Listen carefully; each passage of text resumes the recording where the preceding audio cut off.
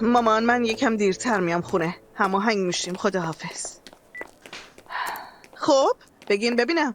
من توضیح میدم. این مهرخانه بی سر پا با هوش 5 سالش پشت سرمون حرف میزنه. دعا به خاطر پول زن فاتح شده، منم دنبال این روانی بودم. شیمن یادت نره تو مدرسه ایم. آروم. خانم البته که من همچین حرفی نزدم. دهنتو ببند. میبینین که بسه. آروم. شیمن اول لحن صحبتتو درست کن لطفاً. معذرت میخوام. خانم به نظرم دخترتون مشکل روانی داره. جلوی همه اومد زد تو گوشم. شما هم دیدین دیگه. چیه دروغ میگم؟ تو میتونی بری مهر خان. ها چی؟ یعنی چی؟ دوربین مخفیه؟ چطور گذاشتی اون بره؟ میگم پشت سر ما صفحه میذاشت. نه فقط من، تو هم حتی پشت سر دوام حرف میزد. شیمن آروم آروم. اگه کسی اشتباهی کرده با اشتباه بزرگتر جوابشون نمیدن. با اشتباه بزرگتر؟ همینطوره.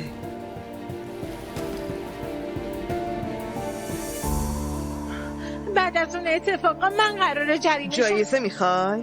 بابا من دخترتم، تو باید طرف منو بگیری. من طرف هیچ کسو نمیگیرم. اونم وقتی کسی با خشونت رفتار میکنه محاله بگیرم. منتظر نباش ارفاق کنم. خطاکاری. میفرستمت بخش انضباطی. مجازاتتو هیئت تعیین میکنه. میتونی بری.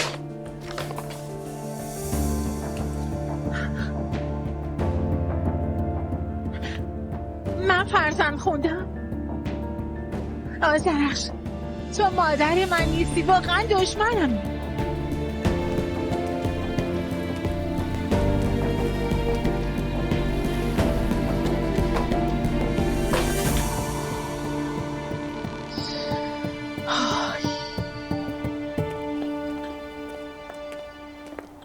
عروسی خیلی خوبی بود اما یکم پر درد سر.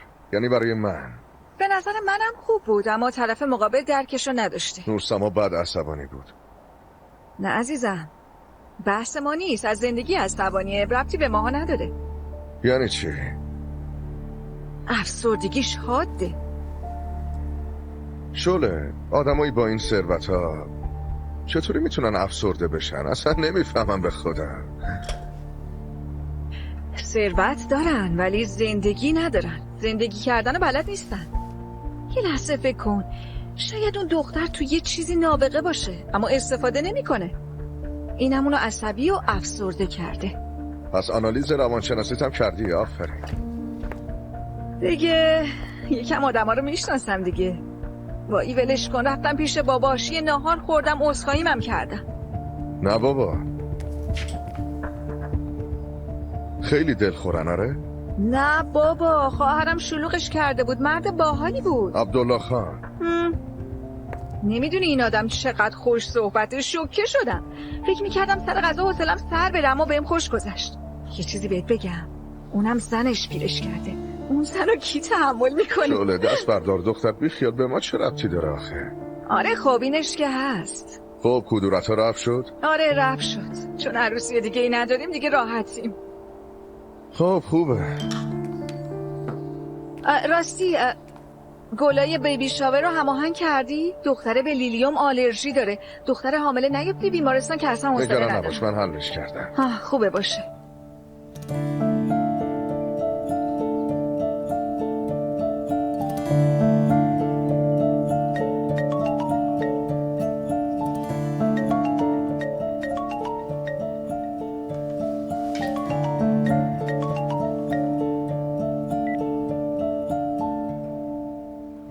الو. الو نورسما، منم امید. چیزی؟ سلام. فکرم پیشت مونده بود. دیروز عصبی بودی. وای معذرت میخوام. یعنی حرفم اصلا به شخص شما آره نبود. جونم میدونم، ناراحت نشدم، نگران نباش. واسه چیز زنگ زدم، گفتم یه حال و هوا ازت بپرسم. خوبم. آره مشغول کارم. واقعا ببخشید، نمیدونستم، پس مزاحم نمیشم. چیز نه اونطوری که نه. من تو خونه خط کار میکنم. نه بابا، چه جالب. دوست داری شما؟ چیزه مادر بزرگم اهلش بود، از اون زمان یادمه. آره قدیمی ها خیلی دوست دارن. فکر کنم منم یکم تو نسل قدیم موندم. همین بهتره. همه چیزای قشنگ مال اون هست. آره درسته. باشه. من خوشحال شدم که خوبی. چیزه اگه بخوای واسه قهوه خوردنم بیای من اینجام. باشه. خیلی ممنونم امید آقا. خواهش میکنم. مراقب خودت باش. همچنین. به خدا میسپارم. خداحافظ. دوبله شده نام. معلومه که جریمه میشه. یه بچه رو زده. ای بابا این بچه که اینطوری نبود. آروم و درسخون و مؤدب بود. ازدواج دعا اعصاب این بچه رم به هم ریخته. ممنون میشم اون اعصاب هر چی زودتر درست شه. نباید رفتارش مثل همه بچه ها باشه. باید مراقب کاراش باشه. دخترم اون جوونه. مسلما اونم یه اشتباهاتی میکنه بالاخره. آی مامان اونجا نکنه. من همه چی رو توضیح دادم. مشکل زندگی اونم این باشه. خب مگه چیه؟ وای آذرخش، واقعا با تو اصلا نمیشه حرف زد. همین یه جهاز کم داشتیم. تا میگم دیگه تموم شد یه چیز دیگه در میارن.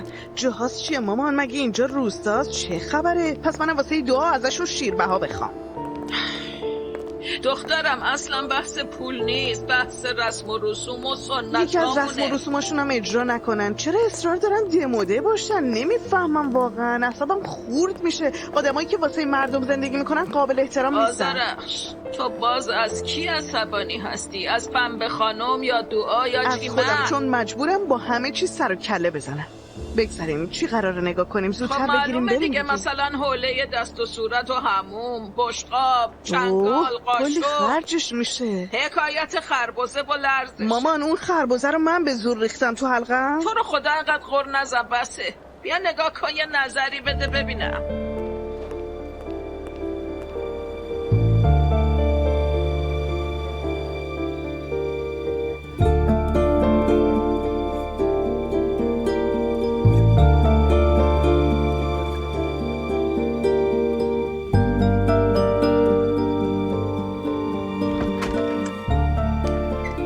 خانم گفتیم خبر بدم. اومد؟ بله ماشینش رسیده دم در. باشه خانم آروم ندوین، مراقب باشین.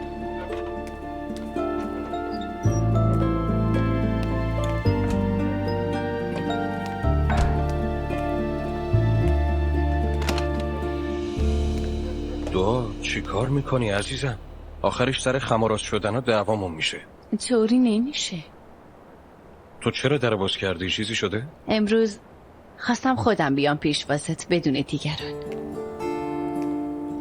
که اینطور؟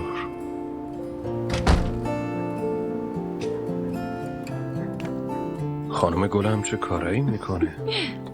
چی کار داری میکنی؟ یکی میبینه. خیلی خوشگل شدی. چه عجب فهمیدی. نه خیر، به محض اومدن خوشگم زد. واسه تو حاضر شدم. به نور حیاتم گفتم کسی نیاد سمت در. چه فکر خوبی کردی. امروز با بابام قرار داریم، یادت که نرفته. ساعت رو ببینیم. باشه ببینیم.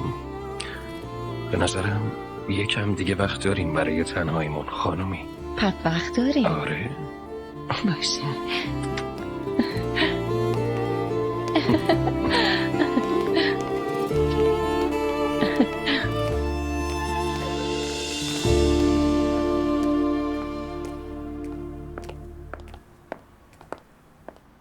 خسته نباشی. ها سلام عرض شد بابا. چطوری؟ چه خبر؟ سلامتی. روزه چطور بود؟ خوب، خیلی خوب. انگار چیزایی برای تعریف کردن داری. مدیر مدرن و با اخلاق کاری مدرسه‌مون سرکار خانم آذرخش. خب دخترش امروز دعوا رو انداخت. چی؟ چه دعوایی؟ یه سیلی جانانه بهم زد. چیمن؟ بله بابا، چیمن. میفرستنش هیئت انضباطی. اگه به تو هم زنگ زدن خوب میشه گلتو بکنی. آخه چی شد پسرم؟ درست بگو. چی شد؟ جلوی همه اومد زد تو گوشم. بهم سیلی زد بابا. دارم براش. نوشتم به حسابش. نمیتونه چون ننش مدیر از زیرش خسر در بره. مته خان، این آدما دیگه فامیل ما هستن، یادت نره. هر مشکلی داریم به زبان خوش حلش کنین، چرا دعوا میکنین؟ بله بابا، اما اون فامیل محترم نورچشمیمون من از مدرسه تعلیق کردن. نه اگه بد میگم بگو. دخترشم میزنه تو گوشم، زدن تو گوش پسرت، برش تو میگی فامیلیم. تو حالت خوبه بابا؟ یعنی به هیچ دلیلی اومد زد تو گوشت همینطوری؟ البته که دلیل داشت. چیه؟ یکی دربارش چرت و پرت گفته، اونم از چشم من دیدش. روانیه دیگه، کپی ننشه. مته خان پسرم، پشت سر یه زن حرف نمیزنم. غیبت کار خال زنکاست. وارد اینجور چیزا نشو باشه. تاوان این چیزا خیلی سنگینه. کاری بکنی کارما جواب تو میده. برش کن. بابا من هیچ ارتباطی به این جریان ندارم، کار من نبود. وقتی بهت زنگ زدن لطفاً از من دفاع کن و بگو از چی من شکایت داری، لطفاً. شام حاضره آقا. باشه بریم سرویس، بریم.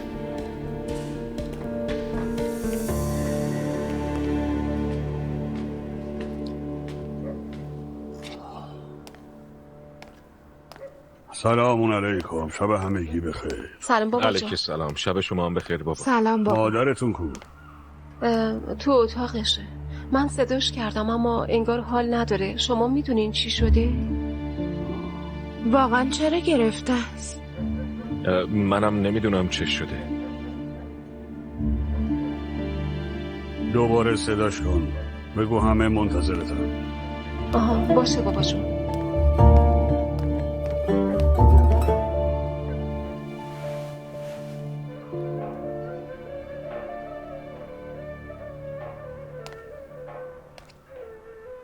مامان قشنگم. بابا اومده مامان، همه منتظرتن، بیا. خب یکم دیگه منتظر بمونن.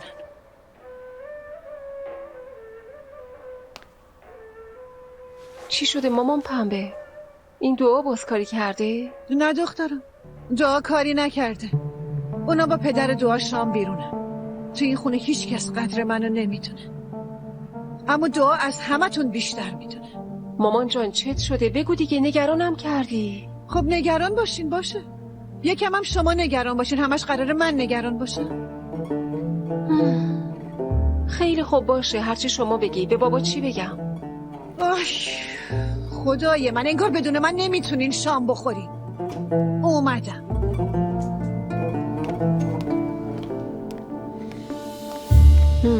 یعنی چی؟ مووی باس.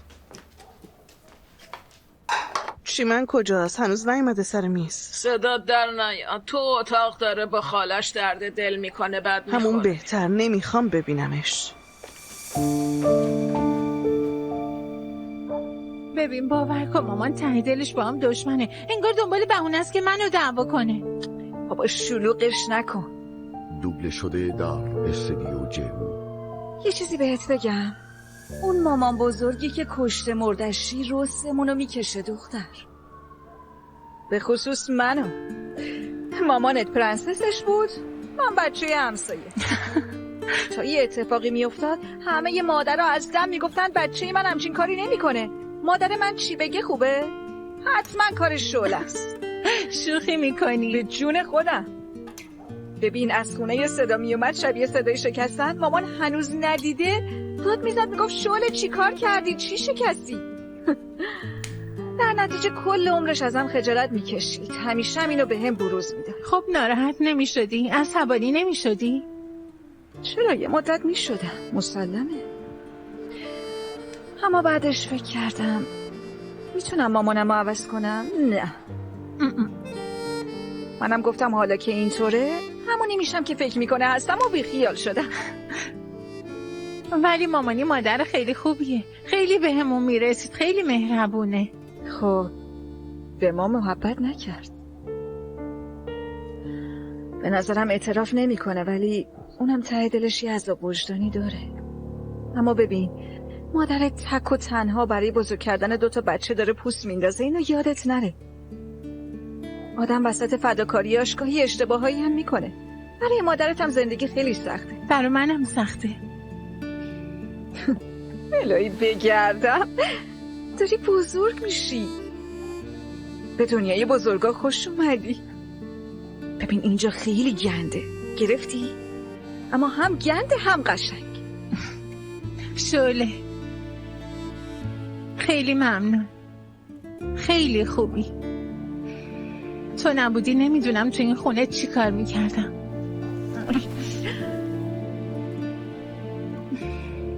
خب دیگه من باید برم پیش مامانت، اینا به منم تشکر نکنن. خوبی دیگه؟ آره خوبم. ها در ضمن حق تو گرفتی. قربون دستت. آفرین، دمت هم گرم.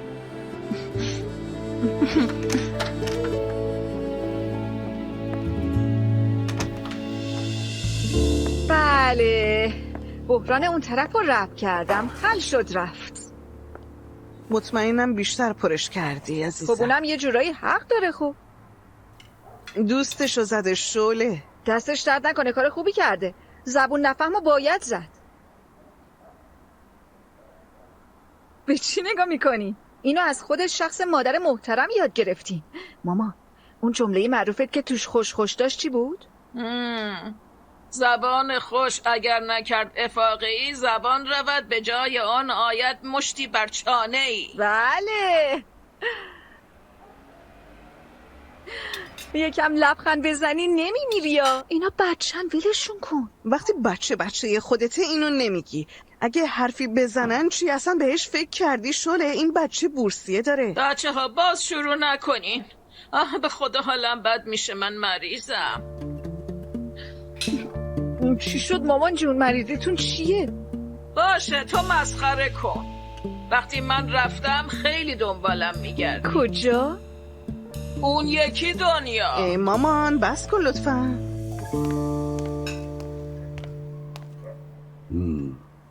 به به، پنبه خانوم چه شاهکاری کرده.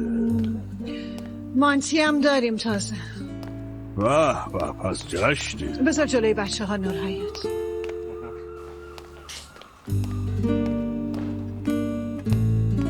ممنونم عزیزم.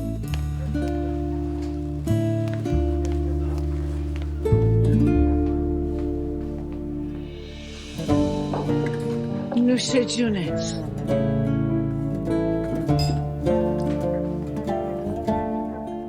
خانم این چیه؟ خوراک کلم.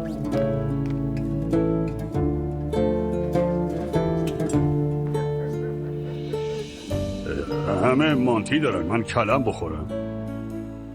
تو ظهر قشنگ شکمتو سیر کردی، برای شام یه چیز سبک بخوری بهتره.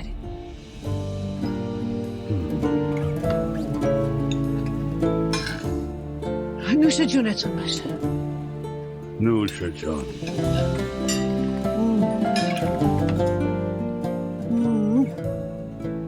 چقدرم خوشمزه شده، دستم درد نکنه.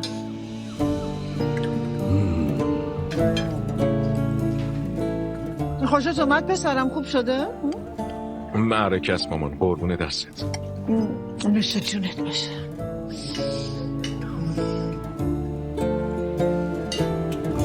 رفتم پیش پیرکی، نمیپرسی چه خبر عجیبه؟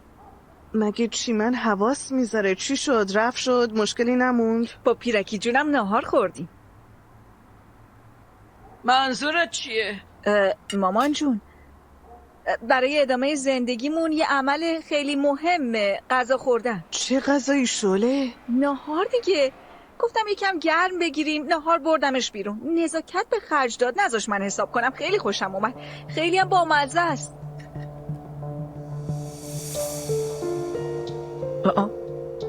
چی شد؟ جفتتون مثل جن زده ها شدی؟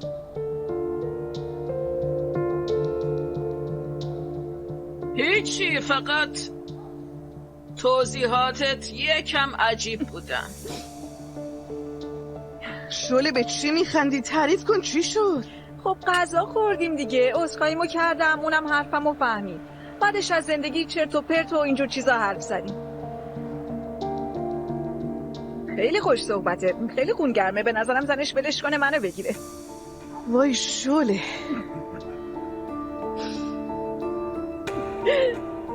زده به سرتونه. اون پیرمردو میخوام چیکار؟ در ضمن به منم نمیخوره، خط قرمز داره. و متأهل و پدر شوهر خواهرزادته. خب به من چه؟ مشکل زنشه. نخندیدیم هیچ. بابا واقعا جنبه شوخی ندارینا. گفتیم حرف بزنیم عذرخواهی کنیم، منم کردم دیگه کجا قراره اینو ببینم؟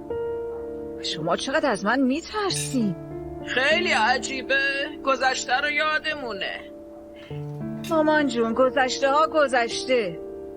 بگذاریم. در نهایت تونستی حرفتو بزنی، مشکل حل شد. برای من الان مهم اینه که دخترم اذیت نشه، بقیه مهم نیست. نه اذیت نمیشه. دارم میگم این مرد همچین آدمی نیست، فهمیده است؟ باشه فهمیدیم، بسه. دوبله شده دار استدیو جیمی. از اینجا خوشتون اومد؟ چطوره؟ من خوشم اومد. منم خوشم اومد. اون فاتح جون، عروسی شلوغ بود، فرصت صحبت نشد. اولا از اینکه جیگر بابا دختر گلم با همچین مرد محترمی مثل تو ازدواج کرده، واقعا خیلی خوشحالم. میخوام که اینو بدونی. متشکرم. در اصل من به خاطر همسری مثل دعا خیلی خوششانسم. خدا حفظتون کنه. چقدر به هم میایین بچه ها. کیف میکنم نگاهتون میکنم. شنیدم که با خانوادت زندگی میکنی. بله. اما فعلا شاید بعد از تولد بچه مستقل بشیم. دخترم مگه میشه؟ برای چی؟ خانواده خیلی با ارزشه. چرا مستقل بشین؟ در ضمن بودن پیش همچین خانواده خوبی شانس بزرگیه دخترم.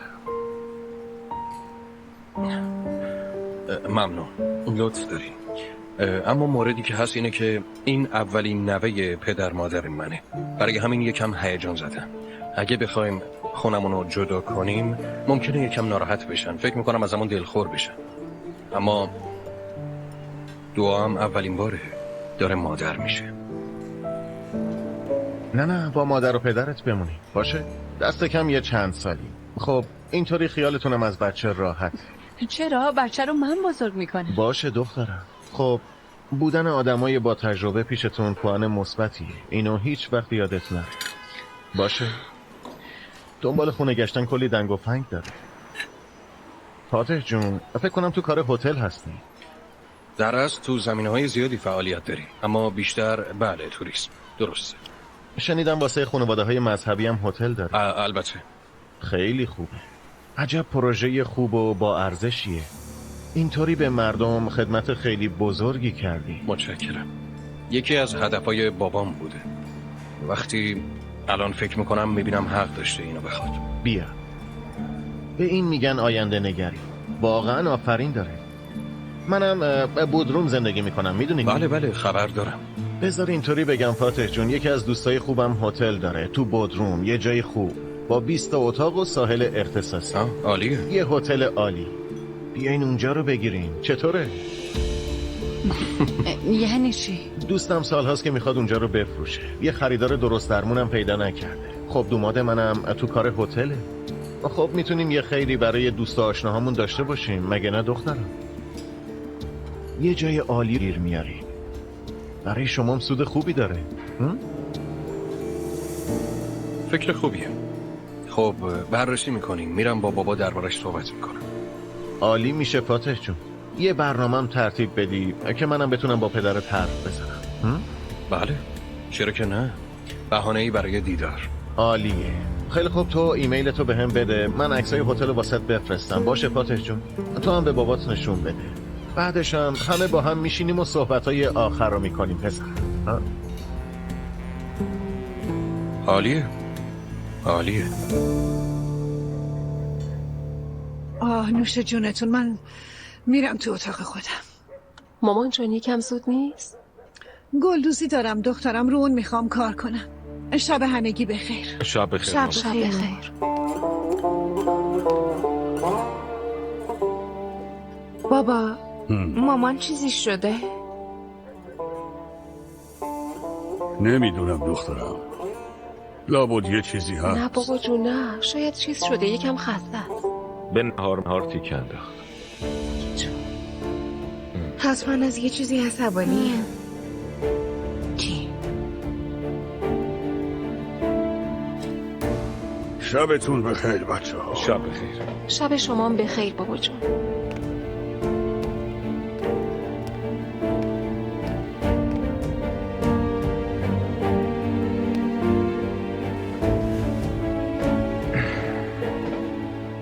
چی شده؟ چیزی نشده. تو چرا ذوق کردی حالا؟ خبریه؟ به نظرم میونش رو شکرابه. آخه چرا باید شکراب باشه؟ یه قرن زن و شوهرن، بین اونا شکراب نمیشه.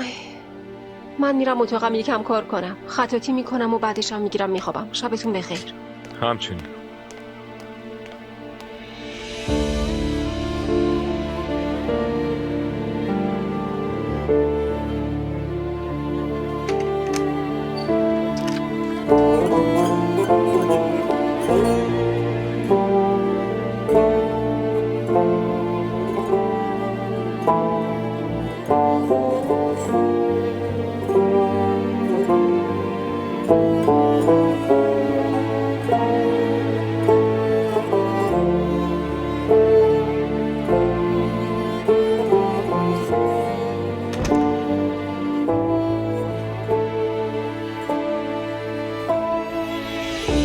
با اجازه من یه دستشویی برم.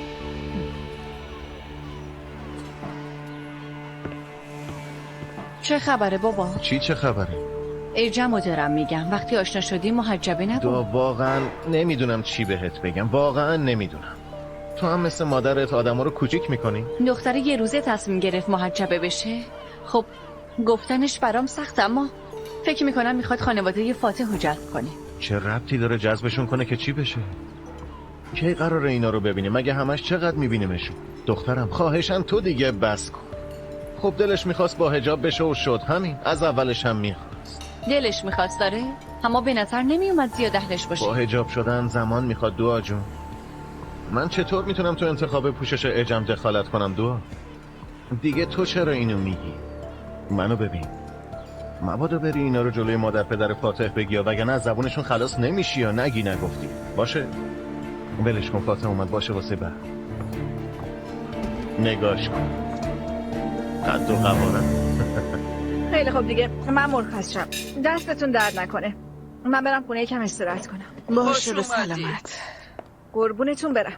راستی ممکن از کشور خارج شم، اگه قطعی شد بهتون خبر میدم. کجا؟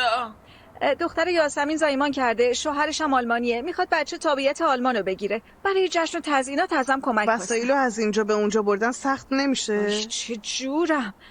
اما دوست قدیمی قول دادم، ببینیم چی میشه حالا. موفق باشی دخترم. فعلنی، بعدا حرف میزنیم. به سلامت.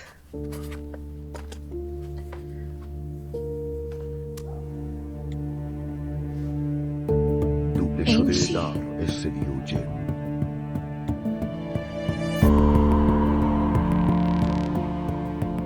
دختر مدیر از درد عشق زد به سرش.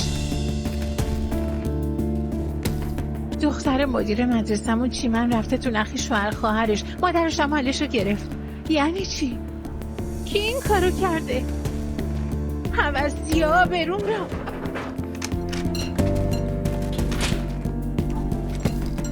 مامان میبینی وقتی ازم دفاع نمی‌کنی چی میشه؟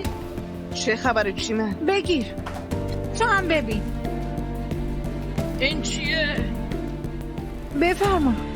چون ازم دفاع نکردی اینطوری شد، چون با من مثل بقیه بچه رفتار کردی اینطوری شد. اگه یکم پشتم وای میستادی نمیتونستی اینا رو بنویسی. اگه کاری میکرده که بتونم وایسم وای میستادم چیمن، اما سیلی زدی جای دفاع داره. میبینی دیگه مامانی، این باعث شده تو مدرسه همه ازم متنفر باشن. آدم درباره مادرش این نمیگه. حالا من مقصر شدم؟ چیمن جون یکم آروم باش. من دیگه نمیخوام اونجا درس بخونم، خسته شدم. چون مامان دوست ندارن تقریب توقی میخوره، همه میریزن سر من. قدرت انتخاب نداری چیمن. دیپلمتو از این مدرسه میگیری. میگم نمیخوام. اونجا من تو عذابم. این واسه تو اهمیتی نداره. من دختر تو هم ببین، من اینجا، منو ببین. یک سال دیگه هم باید عذاب بکشی چیمن جون. نه ترس، نمیمیری. چرا نسبت به من اینطوری؟ چرا منو دشمن خودت میبینی؟ چیمن داری اعصابمو خورد میکنی. کشش نده، برگرد تو اتاقت. صبح با آرامش حرف بزنین بچه ها، الان نه دیگه. برو تو اتاقت. باشه. اتاقم. باشه چشم. چیمن کجا میری؟ چیمن بیا اینجا ببینم. چیمن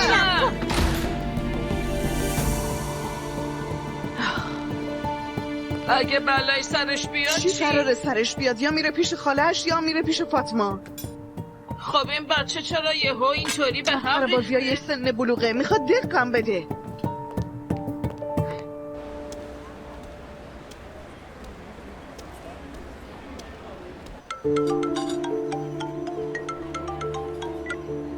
چیم الو دعا چی شده؟ با مامان دعوا کردم. دعا من دیگه طاقت ندارم. چی داری میگی؟ چی شده؟ دعا چی شده؟ چی شده؟ کجایی الان؟ از خونه زدم بیرون، دارم راه میرم.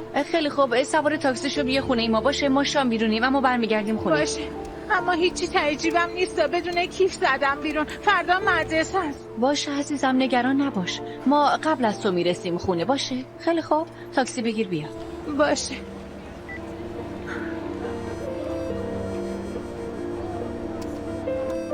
با مامانم دعوا شده. گفتم بیاد خونه ما، اشکالی که نداره. دعا این چه سوالیه؟ البته که نه. شما هم این مادرتون هنوز از این دیکتاتوریش دست بر نداشته نه؟ ای خدا. ما زودتر را بیافتیم قبل از چیمن برسیم خونه. باشه عزیزم. به مامانم هم زنگ بزنیم، نگران چیمن نشه. باشه. شما برین میز و من حساب میکنم. خیلی ممنون، لطف کرد. خواهش میکنم پسرم. فاتح، اما راجع به کارمون با پدرت صحبت کن باشه؟ بله یادمه. باشه دختر گلم، قربون شکلت برم من. خدا چقدر دوستت دارم دختر گلم. پس به سلامت. اصلی بابا.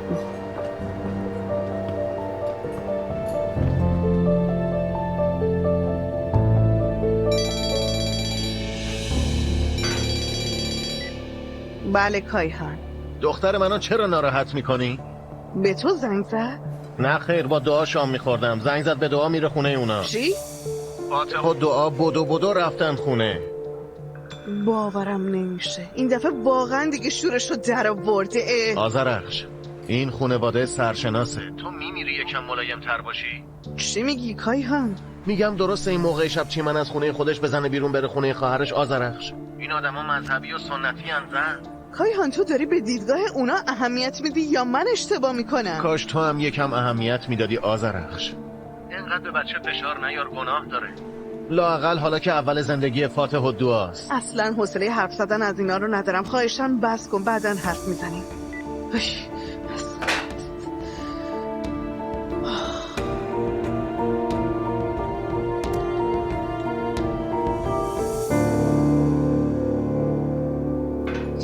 اوف چی من دختری احمق. چه خبره؟ کایهان چی من میره خونه دعا اینا. چی؟ باباشم به خاطر سنتی بودنشون به من تشر میزنه. کایهان؟ گاهی با خودم فکر میکنم چطور این مرد دوست داشتم. این آدم چطور بود، حالا چطوره؟ دعا زنگ میزنه. الو دعا.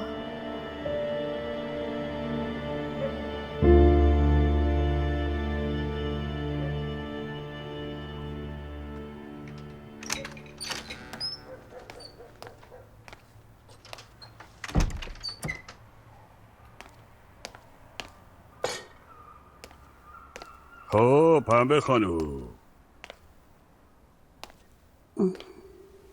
بگو ببینم چت شده.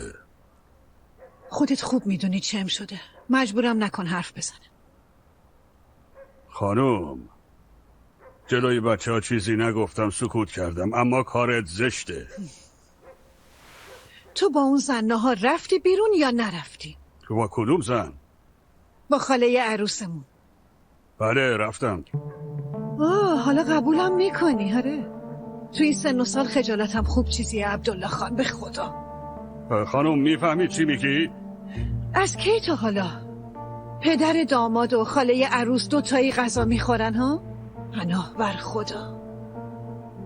شعله خانم اومده بود برای اتفاقای شب عروسی عذرخواهی کنه. خودش گفت نهار بریم بیرون، حرف زدیم، فقط همین. شعله خانم بله. از تو چه عذرخواهی کرده ها؟ چرا نمیاد از من عذرخواهی کنه؟ چرا از تو عذرخواهی میکنه؟ چه میدونم، همچین میکنی انگار چیزی ازت قایم کرد. نه تو رو خدا قایم کن. اما قربون خدا برم که چطور دستتو جلوی من رو کرد. خدای شکر. خانم چند ساعته برای اداهات هیچی نمیگم، جلوی این مزخرفات سکوت میکنم، اما بسه. من از اون زنه اصلا خوشم نمیاد. خوشت بیاد یا نه یا تو باید به من اعتماد کنی. بعد از عمر این حرفا چی آخه؟ خب وقتی شنیدم عصبانی شدم، تو هم هیچی به من نگفتی. مگه بچم همه چی رو باید بهت خبر بدم؟ دیگه از این اده ها در نمیاری.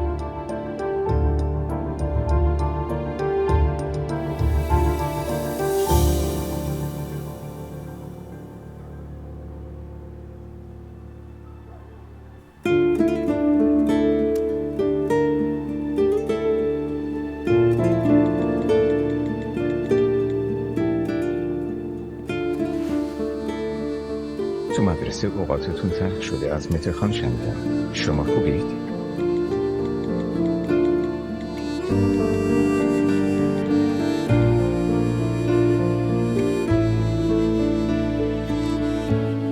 میخواستم بهت زنگ بزنم، به خاطر ساعت تردید کردم. بهتره صحبت کنیم. فردا میتونی بیای مدرسه؟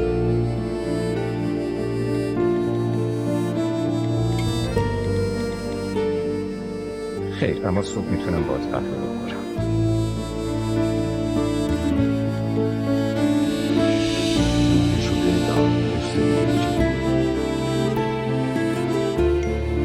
باشه خوبه. کافه کنار مدرسه چطوره؟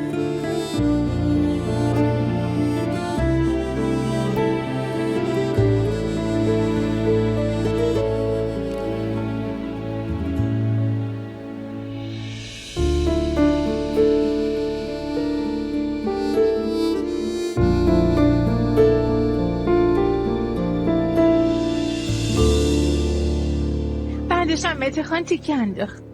متخان؟ متخان ما؟ آره. چیمن جون داری مزخرف میگی؟ ما دیگه فامیلیم. من نیستم. خواهرها راحت با هم حرف بزنن. من میرم بخوابم. باشه؟ باشه. فاتح ببین دلخور که نشدی. چیمن جون این چه حرفیه؟ تو هم دیگه خواهر دوم منی عزیزم. شب بخیر. شب بخیر. ممنون داداشی. اصلا نگران نباش. باشه میگم اتاق مهمون آماده کنن برام. باشه. حالا اون هیچ. بعد من عصبانی شدم، یکی خوابوندم تو گوشش. دختر تو دیوونی شدی؟ خب چیکار کنم؟ عصبانی شدم. فاتح. مامان جون. کی اومده؟ صدای کی بود؟ هیچی، چیمن اینجاست. این وقت شب؟ برای چی؟ فکر کنم با مادرش بحثش شده. چیز مهمی نیست. امشب اینجا میمونه. به دعا زنگ زد خبر داد. یه دختر 17 ساله این وقت شب پا شده اومده خونه ما. آره؟ مادرش خبر داره پسرم؟ آره مامان جون. آره دعا زنگ زد به مادرش گفت. انگار خیلی معذب شدی. ما اصلا به این چیز عادت نداریم پسرم، میدونی که.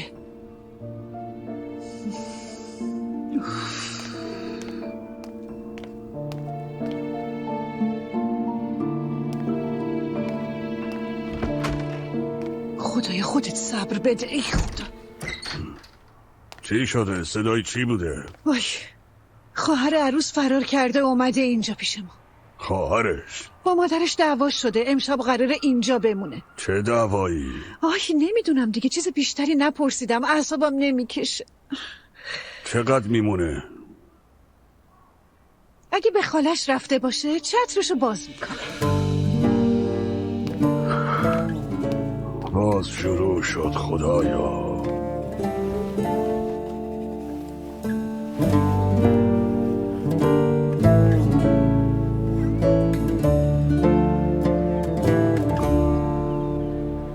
عامر، به خاطر رفتار چیمن باید عذرخواهی کنم. هیئت انضباطی امروز تشکیل میشه و تصمیم میگیره. اصلا فکر نکن راجع به این جریان ارفاقی میکنم یا چیزی یا نادیده میگیرم. باشه؟ خواهش میکنم. خودت هم میگفتی باور میکردم. بهتر از هر کسی میدونم سر این چیزو چقدر حساسی. بله، اما به هر حال خواستم بهت گفته باشم. چیمن داره دوره سختی رو میگذرونه. از وقتی خواهرش از خونه رفته تحمل کسی رو نداره، به خصوص منم. این تجربه رو منم راجع به متخان داشتم، به خصوص سر جدایی از مادرش. خوب میدونم چه حسی داری. حالا با مته خانم دعوا کرده که دیگه نور علا نور شد. واقعیتش حتی از صحبت از این جریان خجالت میکشه. نه اینطوری فکر نکن. اینا بچه امروز دعوا میکنن، فردا آشتی میکنن. شاید تو آینده دوستای خوبی هم برای هم بشن. با مته کم جنگ حساب ندارم. اما من مشکل بینشون رو هر چه زودتر حل میکنم. هر طور میرته. اما بازم به نظرم زیاد بهشون فشار نیاره. کم کم درست میشه. امیدوارم.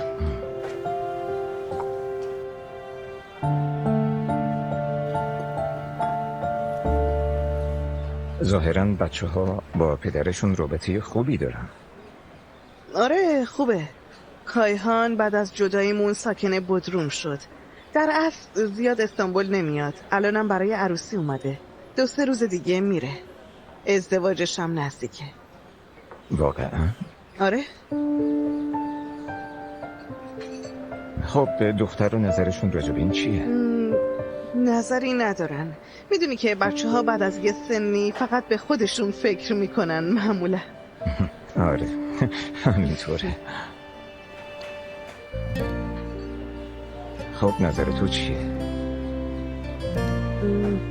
خب برای من اهمیت خاصی نداره. برای بچه هام پدر خوبی باشه کافیه. برای من روز جدایی این دفتر برای همیشه کلن بسته شد.